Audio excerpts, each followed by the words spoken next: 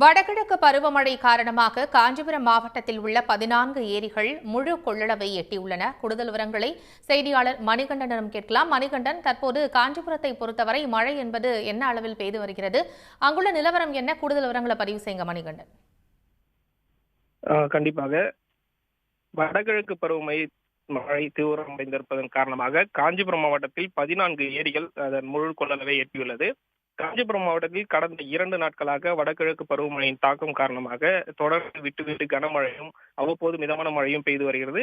கடந்த 6 மணி நேரத்தில் மட்டும் ஸ்ரீபெரும்புதூரில் 21 மில்லிமீட்டர் மழையும், குன்றத்தூரில் 13 மில்லிமீட்டர் மழையும், செம்பரம்பாக்கம் பகுதியில் 13 மில்லிமீட்டர் மழையும் பதிவாகியிருக்கிறது.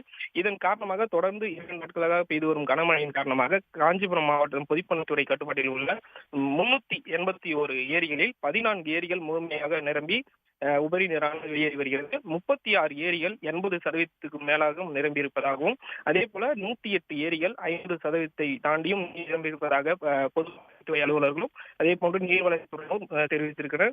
மாவட்டத்தின் மிகப்பெரிய ஏரிகளான உத்திரமேரூர் ஏரி, தாமல் ஏரி உள்ளிட்ட ஏரிகள் ஏற்கனவே நிரம்பி உபரி நீரானது வெளியேறி வருகிறது. இது தொடர்பாக ஏரிகளை கண்காணிக்கவும், நீர்வரத்து குறித்து கண்காணிப்பதற்காகவும் நீர்வளத்துறை மற்றும் பொதுப்பணித்துறையினர் தொடர்ந்து அந்த கண்காணிக்கும் பணியில் ஈடுபட்டு வருகின்றனர். தகவல்களுக்கு நன்றி மணிகண்டன். உடனுக்குடன் செய்திகளை தெரிந்து கொள்ள சன் நியூஸ் பெல் ஐகானை கிளிக் பண்ணுங்க.